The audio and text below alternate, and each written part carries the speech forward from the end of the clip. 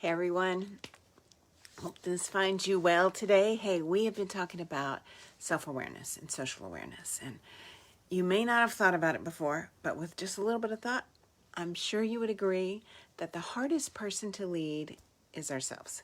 The hardest person for you to lead is yourself.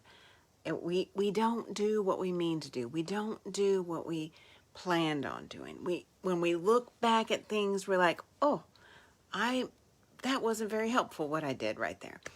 So sometimes the hardest person to lead is ourselves. That's why this month we've been talking about self and social awareness. Last time we talked about self-management, things we could do to manage our own reactions, responses, emotions, decision-making, everything. And today I want us to think about social awareness, social cues that we can learn from, that we can gain from, that tell us how to respond. I told you this story, but I'm going to repeat it again. I was with some girlfriends. There were 4 of us at this kind of late night rendezvous at a restaurant. We only get to see each other about once a quarter. And one of the friends was in the middle of taking a new position. She had just interviewed for an executive position, and we wanted to know all about it. And she was kind of giving us a blow-by-blow of everything that happened in this interview, and she was so bold. In the interview, we were amazed at her. So we were just hanging on every word. We had literally leaned in at the table. Our foreheads were together, and she was just talking.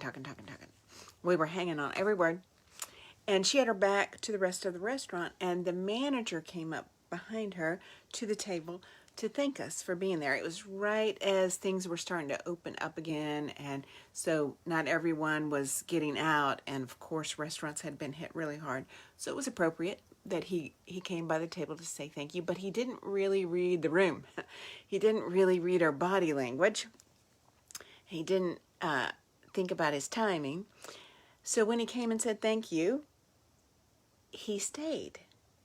He told stories and jokes, and there was nothing that we were doing that gave him the invitation, the indication that he should stay. We were very interested in getting back to our conversation.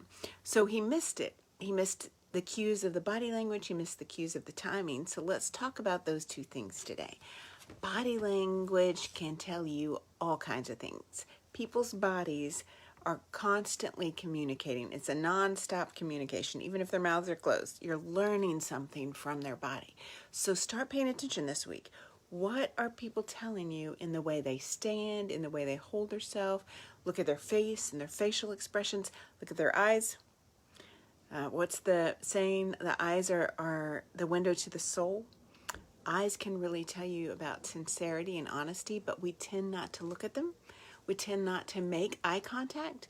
So as we're telling somebody something, we will look just past them. Or we look down. But we're missing so much when we don't look in their eyes. We can really learn if they're sincere and honest. And then the other thing we can see is people's smiles.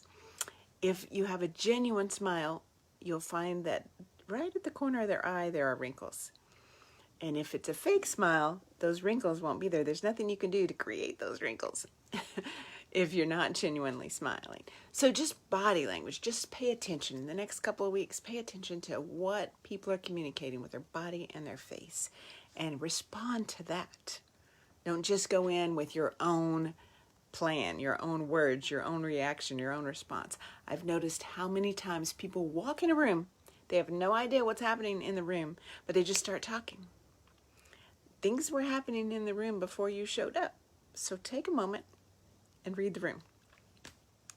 And then the other thing is timing. When it comes to social awareness, being thoughtful about timing. Obviously, we don't ask for a raise when the business is doing poorly. We don't give advice when someone is feeling threatened by us. We don't ask for favors when someone's feeling stressed out. I mean, maybe we do, but those are all bad timing on our part and not going to be received. If we really want a raise, if we really want to give advice, if we really want to ask for a favor, we won't get what we want if our timing is off there. So start practicing timing. One of the ways to do that is to ask questions, to make it a goal that you could ask the right question at the right time with the right frame of mind. Just start practicing that. Some colleague vents to you about their teenage son. The right question there is not, hey, how's that project going that the boss gave you, right? That's not the right question. So start practicing your own timing with asking the right question at the right time with the right frame of mind. And you'll get better and better about this whole idea of timing. So pay attention to body language and timing in the next couple of weeks, because social awareness isn't about me. It's not about you. It's about the other person. We're trying to become aware of the other person, and social awareness is the key to using our voice more powerfully. I'm Michele Gooch with Life by Design. If you want to gain in your own awareness, I'd love to partner with you on that. You can find me at lifebydesign.guru, www.lifebydesign.guru.